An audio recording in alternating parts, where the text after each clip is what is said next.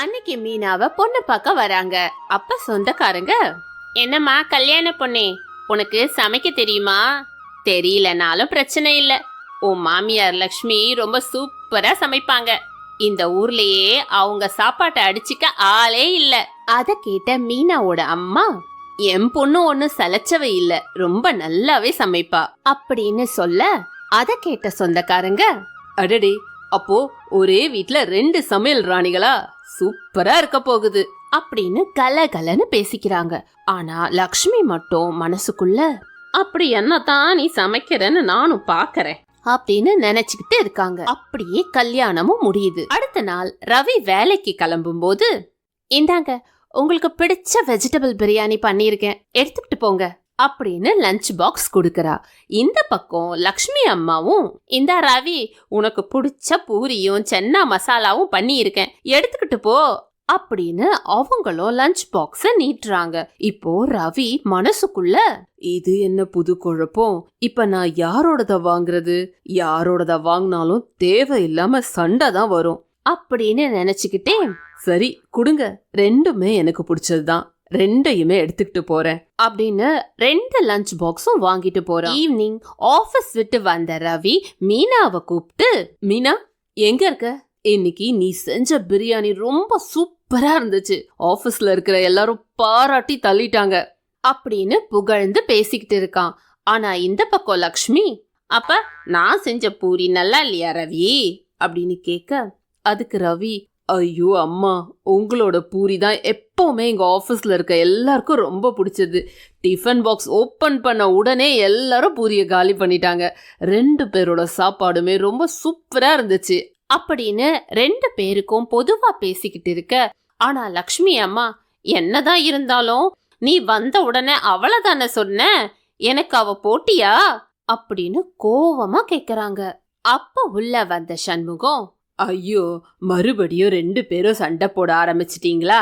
உங்களுக்குள்ள யார் நல்லா சமைக்கிறாங்கன்னு தெரியணும்னா 2 பேரும் இந்த போட்டியில கலந்துக்கோங்க. என்ன போட்டி மாமா அது? நம்ம ஊர்ல ஒரு சமையல் போட்டி வைக்கிறாங்க. அதுல ஜெயிக்கிறவங்களுக்கு 1 லட்சம் ரூபாய் பணம் தருவாங்க. நீங்க 2 பேரும் ஏன் அதுல கலந்துக்க கூடாது? இது நல்லா இருக்கே, கண்டிப்பா இந்த போட்டியில கலந்துக்கிட்டு நான் தான் இந்த ஊர்லயே சூப்பரா சமையல் பண்ணுவேன்னு நிரூபிச்சு காட்டுறேன் அப்படின்னு லக்ஷ்மி அம்மா ஒரு மாதிரி கெத்தா சொல்றாங்க.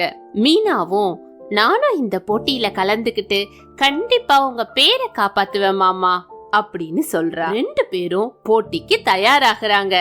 இவங்க கூட சேர்ந்து ஊர்ல நிறைய பேர் போட்டியில கலந்துக்கிறாங்க. சமையல் போட்டி தொடங்குது. போட்டியோட நடுவர், இந்த போட்டியில் கலந்து கொள்ள வந்த எல்லோருக்கும் என்னுடைய வணக்கம். முதல் சுற்று, நீங்க எல்லாரும் உங்களுக்கு விருப்பமான என்ன உணவு வேணாலும் சமைக்கலாம். இறுதி சுற்றுல வெற்றியாளர் அறிவிக்கப்படும் அப்படின்னு சொன்னது வேக வேகமா எல்லாரும் சமைக்க ஆரம்பிக்கிறாங்க. லக்ஷ்மி அம்மா, நான் சிக்கன் பிரியாணி செய்ய போறேன், என்னோட சிக்கன் பிரியாணிய தோக்கடிக்க இந்த ஊர்ல யாருமே கிடையாது அப்படின்னு அவங்க செய்ய ஆரம்பிக்கிறாங்க. மீனா, கறி தோசையும் ஆட்டுக்கால் பாயாவும் நான் செய்ய போறேன், அத சாப்பிட்டுட்டு இங்க இருக்கிற எல்லாரும் என்னோட சாப்பாட்டுல மயங்க போறாங்க அப்படின்னு நினைச்சுக்கிட்டு மீனாவும் சமைக்க ஆரம்பிக்கிறா. எல்லாரும் அவங்க அவங்களுக்கு பிடிச்சத சமைக்க ஆரம்பிக்கிறாங்க. கொஞ்ச நேரமும் இப்படியே போகுது. நடுவர், ஒவ்வொருத்தரா எடுத்துக்கிட்டு வாங்க அப்படின்னு சொன்னதும் மீனா எடுத்துக்கிட்டு வரா. மீனா, உங்களுடைய கறி தோசையும் ஆட்டுக்கால் பாயாவும் ரொம்ப சூப்பரா இருக்கு, மத்தவங்களோடதையும் பார்க்கலாம். அடுத்து லக்ஷ்மி அம்மா, நீங்க தான் வாங்க அப்படின்னு சொன்னதும் லக்ஷ்மி அம்மா அவங்க செய்ததை எடுத்துக்கிட்டு வராங்க. அத சாப்பிட்ட நடுவர், ஆஹா, என்ன டேஸ்ட்! இந்த மாதிரி ஒரு பிரியாணிய நான் சாப்பிட்டதே இல்ல. இந்த முதல் போட்டியோட வெற்றியாளர் லக்ஷ்மி அம்மா அப்படின்னு அறிவிக்கிறாரு.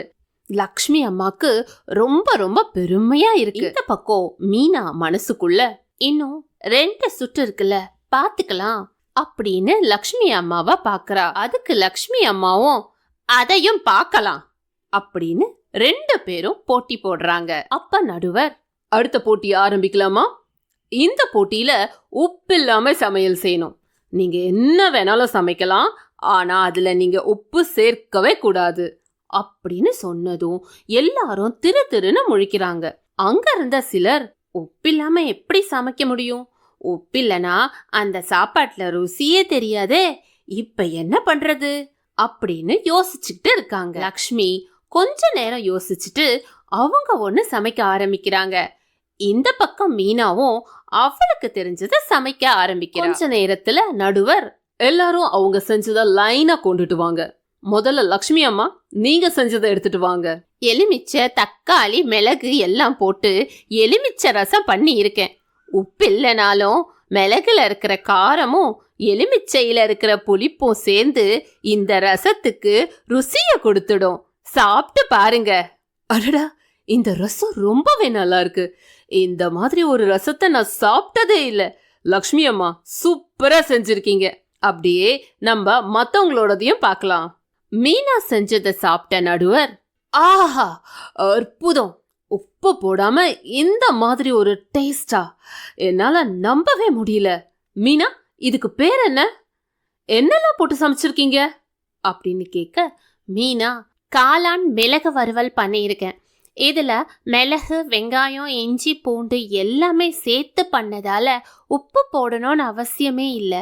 இந்த மசாலா கலவையே தேவையான ருசியை கொடுத்துரும் அப்படின்னு சொல்றா. உடனே நடுவர், இந்த போட்டியில முடிவெடுக்கிறது எனக்கு ரொம்ப கஷ்டம்தான். எலுமிச்சை ரசமும் சரி, காளான் மிளகு வறுவலும் சரி, ரொம்ப சூப்பரா இருந்துச்சு. இருந்தாலும் இந்த போட்டியில வெற்றி பெற்றது மீனாவோட காளான் மிளகு வறுவல் தான் அப்படின்னு சொன்னதும் எல்லாரும் கை தட்டுறாங்க. அங்க இருக்கிறவங்களும், சூப்பர் மீனா, சூப்பர், மாமியாரையே தோக்கடிச்சிட்டியே அப்படின்னு நிறைய பேரு சொல்றாங்க. இத கேட்ட லக்ஷ்மி மனசுக்குள்ள, அது எப்படி, இவ என்ன ஜெயிக்க முடியும்? அடுத்த போட்டியில எப்படியும் நான் தான் ஜெயிப்பேன் அப்படின்னு மீனாவை முறைச்சு பாத்துக்கிட்டு இருக்காங்க. மீனா அத கவனிச்சாலும் எதுவுமே சொல்லல. அப்ப நடுவர், நம்மளோட இறுதி சுற்றுக்கு வந்திருக்கோம். இந்த போட்டி வெறும் 30 நிமிஷம் மட்டும்தான் நடக்கும். இந்த 30 நிமிஷத்துல நாங்க குடுக்கிற மீதமான சாதத்தை வச்சு குழந்தைங்களுக்கு பிடிக்கிற மாதிரி ஒரு உணவு பண்ணணும். அந்த உணவை டேஸ்ட் பண்ணி பார்க்க போறது இதோ இங்க நிக்கிற இந்த குட்டி பொண்ணுதான். இந்த பொண்ணுதான் இந்த சுற்றோட நடுவர். இதுதான் போட்டி. போட்டி ஆரம்பமாகட்டும் அப்படின்னு சொன்னதும் எல்லாரும் என்ன பண்றது அப்படின்னு யோசிக்கிறாங்க. அப்ப லக்ஷ்மி அந்த மீதமான சாதத்தை வச்சு பாரம்பரிய முறையில முறுக்கு செய்ய ஆரம்பிக்கிறாங்க. இந்த பக்கம் மீனா, குழந்தைங்களுக்கு சாண்ட்விச் தான் ரொம்ப பிடிக்கும், நான் இந்த சாதத்தை வச்சு சாண்ட்விச் பண்றேன் அப்படின்னு பண்ண ஆரம்பிக்கிறா. கொஞ்ச நேரத்திலேயே அவங்க சொன்ன 30 நிமிஷமும் முடியுது. நடுவர் அந்த குட்டி பொண்ணை பார்த்து, நீ போய் சாப்பிட்டு பார்த்துட்டு உனக்கு எது பிடிச்சிருக்குன்னு சொல்லு பாப்பா அப்படின்னு சொன்னதும் அந்த குட்டி பொண்ணு முதல்ல லக்ஷ்மி அம்மாவோட முறுக்கை எடுத்து சாப்பிடுறா. பாட்டியோட இந்த முறுக்கு ரொம்ப ருசியா இருக்கு, எனக்கு ரொம்ப பிடிச்சிருக்கு அப்படின்னு சொல்றா. உடனே நடுவர், அப்படியே மத்ததையும் சாப்பிட்டு பார்த்துட்டு சொல்லுமா அப்படின்னு சொன்னதும் மீனாவோட தட்டுல இருக்கிற சாண்ட்விச்சையும் அந்த பொண்ணு சாப்பிடுறா. சாப்பிட்ட குட்டி பொண்ணு, வாவ், இந்த சாண்ட்விச் சூப்பரா இருக்கு, எனக்கு ரொம்ப ரொம்ப பிடிச்சிருக்கு அப்படின்னு சொல்லிட்டு மத்தவங்களோடதையும் டேஸ்ட் பண்றா. அப்ப நடுவர், நம்மளோட இறுதி சுற்றுக்கு வந்திருக்கோம். இந்த போட்டி வெறும் 30 நிமிஷம் மட்டும்தான் நடக்கும். இந்த 30 நிமிஷத்துல நாங்க குடுக்கிற மீதமான சாதத்தை வச்சு குழந்தைங்களுக்கு பிடிக்கிற மாதிரி ஒரு உணவு பண்ணணும். அந்த உணவை டேஸ்ட் பண்ணி பார்க்க போறது இதோ இங்க நிக்கிற இந்த குட்டி பொண்ணுதான். இந்த பொண்ணுதான் இந்த சுற்றோட நடுவர். இதுதான் போட்டி. போட்டி ஆரம்பமாகட்டும் அப்படின்னு சொன்னதும் எல்லாரும் என்ன பண்றது அப்படின்னு யோசிக்கிறாங்க. இப்ப நடுவர், இப்ப நீயே சொல்லு பாப்பா, உனக்கு யாரோட சாப்பாடு பிடிச்சிருந்தது அப்படின்னு கேட்க, குட்டி பொண்ணு, எனக்கு மீனாக்காவோட சாண்ட்விச்சும் பாட்டியோட முறுக்கும் ரொம்ப ரொம்ப பிடிச்சிருந்துச்சு அப்படின்னு சொல்றா. இத கேட்ட நடுவர், இப்போ இந்த இறுதி போட்டியோட வெற்றியாளரை நான் அறிவிக்கிறேன். இந்த போட்டியோட வெற்றியாளரும் 1 லட்சம் ரூபாயை பெறப்போவது லக்ஷ்மி அம்மாவும் அவங்களோட மருமக மீனாவும் தான் அப்படின்னு கத்தி சொல்றாங்க. அங்க இருக்கிறவங்க, அதெப்படி, ஒருத்தர் தான் வெற்றியாளரா இருக்க முடியும், நீங்க என்ன 2 பேரையும் சொல்லிட்டு இருக்கீங்க அப்படின்னு கேட்க, அதுக்கு நடுவர், நீங்க சொல்றதும் சரிதான். இந்த போட்டியில ஒருத்தர் தான் சொல்லணும். ஆனா இந்த மாமியார் சமையல்ல அனுபவம் இருக்கு, மருமக சமையல்ல புதுமை இருக்கு. அனுபவமும் புதுமையும் சேர்ந்ததுதான் நல்ல சமையல். இவங்க 2 பேரும் ஒரே குடும்பங்கிறதுனால நான் 2 பேருக்குமே இந்த பரிசை கொடுக்கறேன் அப்படின்னு 2 பேருக்கும் கொடுக்கறாங்க. இதையெல்லாம் கேட்ட லக்ஷ்மி அம்மா மீனா கிட்ட போய், என்ன மன்னிச்சிடு மீனா, தேவையில்லாம உன்கிட்ட நிறைய சண்டை போட்டுட்டேன்.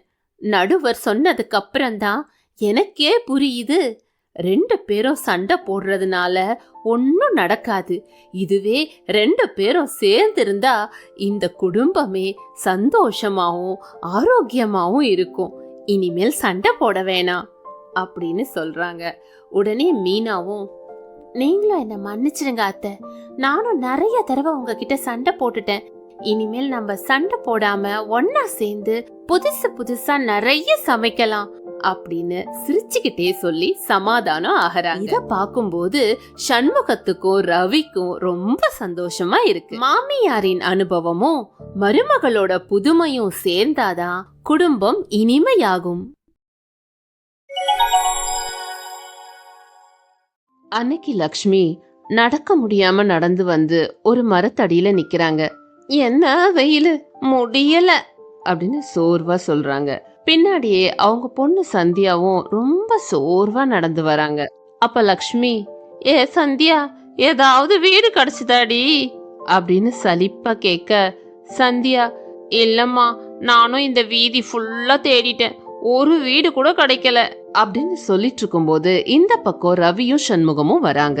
அவங்கள பார்த்த லக்ஷ்மி அம்மா, உங்களுக்காவது ஏதாவது வீடு கிடைச்சதா அப்படின்னு கேட்க, இல்ல லக்ஷ்மி, எங்களுக்கும் வீடு கிடைக்கவே இல்ல அப்படின்னு சண்முகம் சொல்றாரு. உடனே லக்ஷ்மி அம்மா, அச்சோ கடவுளே, எங்களுக்கு எப்பதான் வீடு கிடைக்குமோ தெரியலையே அப்படின்னு சோகமாயிடுறாங்க. அப்ப அங்க வந்த மருமக மீனா எல்லாரையும் பார்த்து நக்கலா சிரிச்சுக்கிட்டே, என்ன அத்தை, வீடு கிடைச்சிச்சா? எப்படி கிடைக்கும், கண்டிப்பா கிடைச்சிருக்காதுல்ல அப்படின்னு சொல்லிட்டு சிரிக்கிறா. உடனே சந்தியா, அண்ணி ரொம்ப பண்ணாதீங்க, எங்களுக்கு இன்னைக்கு இல்லைனாலும் நாளைக்கு வீடு கண்டிப்பா கிடைச்சிரும் அப்படின்னு சந்தியா சொல்லிட்டு இருக்கும் போதே நடுவுல சண்முகம், ஏ லக்ஷ்மி, நீ மட்டும் மருமக மீனா சொல்ற சவாலை ஒத்துக்கிட்டா நமக்கு இந்த பிரச்சனையே இருக்காது, அதுக்கு ஒத்துக்கோயேன் அப்படின்னு கேட்க, லக்ஷ்மி அம்மா, என்னாலலாம் அவளோட சவாலை ஏத்துக்க முடியாது அப்படின்னு பிடிவாதமா சொல்றாங்க. அப்ப ரவி, மீனா சொல்றதுக்கு தான் சரின்னு சொல்லுங்களேம்மா, இப்ப நம்ம தெரு தெருவா சுத்த வேண்டிய அவசியம் இல்லல்ல அப்படின்னு லக்ஷ்மி அம்மாவை பார்த்து கேட்க, முடியவே முடியாதுடா, நான் சொல்றது மட்டும்தான் நீங்க கேட்கணும் அப்படின்னு அடமா பேசுறாங்க. உடனே அதுக்கு மீனா, அப்ப உங்க இஷ்டம் அத்தை. அச்சோ பாவம், நீங்க கொளுத்துற வெயில்ல பாருங்க, உங்களுக்கு எப்படி வேர்த்திருக்கு அப்படின்னு நக்கலா சொல்லிட்டு அவங்க சொன்ன கேட்க மாட்டாங்க அப்படின்னு அங்க இருந்து கிளம்பிடுறா. அப்ப அங்க பக்கத்துல இருக்கிற சத்திரத்துல தான் அன்னைக்கு நைட்டு லக்ஷ்மி, ரவி, சண்முகம், சந்தியா எல்லாம் தங்கலான்னு முடிவெடுக்கிறாங்க. அப்ப லக்ஷ்மி, ஐயோ பகல்னா வெயில் கொளுத்துது, நைட் ஆனா துளி காத்து கூட வரமாட்டேங்குது அப்படின்னு புலம்பிக்கிட்டே இருக்காங்க. இந்த பக்கம் சண்முகம், இது எல்லாத்துக்கும் காரணம் உங்க அம்மா தாண்டா, மீனா சொல்ற சவாலுக்கு சரின்னு ஒரு வார்த்தை சொன்னா எல்லாம் சரியாயிடும், ஆனா உங்க அம்மா கேட்க மாட்டேங்கிறாளே அப்படின்னு பழி சொல்ற மாதிரி சொல்றாரு. சண்முகம், ரவி, சந்தியா எல்லாரும் விசிறிய வச்சு விசிறிக்கிட்டே படுக்கவும் போயிடுறாங்க. அடுத்த நாள் காலையில மீனா லக்ஷ்மி கிட்ட வந்து, என்ன அத்தை, இன்னைக்காவது என்னுடைய சவாலை ஏத்துக்கிறீங்களா அப்படின்னு கேட்க, லக்ஷ்மி அம்மா மனசுக்குள்ள, நேத்து நைட்டு வீடு இல்லாததால அந்த சத்திரத்துல கஷ்டப்பட்டு தான் தூங்கணும், இன்னைக்காவது இவ கூட போயிடலாமா அப்படின்னு மனசுல ஒரு எண்ணம் தோண, இருந்தாலும் அவங்களோட வரட்டு பிடிவாதம் அந்த எண்ணத்தை தடுக்குது. அதனால லக்ஷ்மி அம்மா, அதெல்லாம் ஒன்னும் தேவையில்லை, உன் வேலைய மட்டும் பாரு அப்படின்னு சொல்றாங்க. சரி அத்தை, நானும் என் வீட்டுக்கு போறேன் அப்படின்னு சொல்லிட்டு மீனா அங்கிருந்து கிளம்பிடுறா. அப்போ சண்முகம், ஏ அறிவு கெட்டவளே, இப்பவாது சொல்றத கேளு, எத்தனை நாளைக்கு இப்படி பிடிவாதமா இருப்ப, என்னாலலாம் இந்த வெயில்ல இருக்க முடியாது, வெயில் 100 டிகிரிய தாண்டி போயிட்டு இருக்கு, தினமும் இந்த வெயில்ல போய் வீடெல்லாம் தேட முடியாது, அது இல்லாம நானே வயசானவன், என்னால இந்த சத்திரத்துல தூங்க முடியாது, ஒழுங்கா ஒத்துக்கோ அப்படின்னு சத்தம் போட்டு சொல்றாரு. இதையெல்லாம் கவனிச்ச ஒருத்தர், என்ன ஆச்சுங்க, நேத்து நைட்ல இருந்து இப்படியே சண்டை போட்டுக்கிட்டு இருக்கீங்க அப்படின்னு கேட்க, அப்ப சண்முகம் என்ன நடந்ததுன்னு சொல்ல ஆரம்பிக்கிறாரு. அது வந்துங்க, அன்னைக்கு லக்ஷ்மியும் சந்தியாவும் வீட்ல இருக்கும்போது ஹவுஸ் ஓனர் வீட்டு வாடகை கேட்டு வந்தாரு. அப்ப லக்ஷ்மி, ஏன் ஹவுஸ் ஓனர் என்னையா நினைச்சுக்கிட்டு இருக்க? உன் வீட்டுக்கு என்னடானா புதுசா ஏசி எல்லாம் வாங்கிட்டு இருக்க, எங்க வீட்டுல ஜன்னல் ஒன்று ரிப்பேர் ஆயிருக்கு, அதை சரி பண்ணி கொடுனா அதை பண்ணி தராம வாடகை மட்டும் கேட்க வந்திருக்க அப்படின்னு கத்துறாங்க. இதை கேட்டு கோவமான ஹவுஸ் ஓனர், இந்தாம்மா என்ன ஓவரா கத்திக்கிட்டு இருக்கீங்க? நீங்க தான் என் வீட்டுல குடியிருக்கீங்க, நான் ஒன்னும் உங்க வீட்டுல குடியிருக்கல. நான் தான் சொன்னேன்ல ஜன்னல் சரி பண்ணி தரேன்னு, ஆனா ஒரு வாரம் ஆகும், ஒரு வாரம் பொறுத்துக்கோங்க அப்படின்னு சொல்றாரு. ஆனா லக்ஷ்மி அம்மா அதோட விடல. இந்த வீடே பொட்டி மாதிரி தான் இருக்கு, அதுல ஜன்னலை திறந்தாதான் காத்தே வரும், இப்ப அதையும் திறக்க முடியல.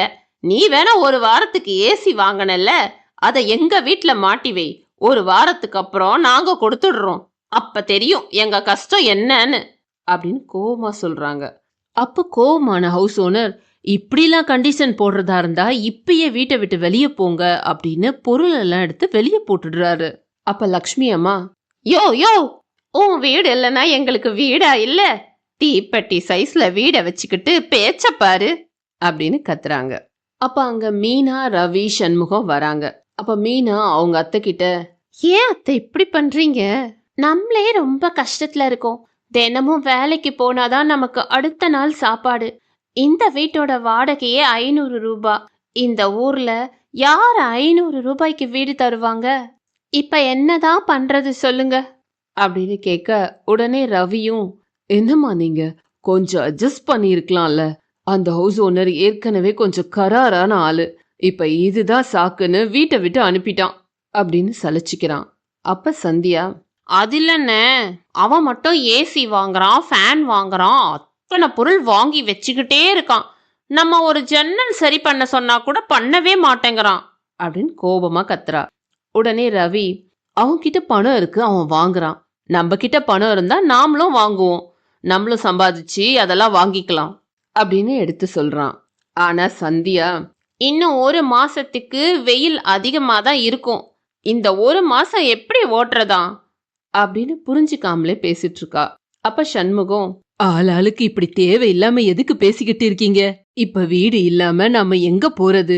எல்லாரும் போய் வீடு தேடுங்க அப்படின்னு சலிப்போட சொல்றாரு. ஒவ்வொருத்தரும் ஒவ்வொரு பக்கம் வீடு தேட போறாங்க. அதுக்கப்புறம் எல்லாரும் ஒரு இடத்துல சந்திக்கிறாங்க.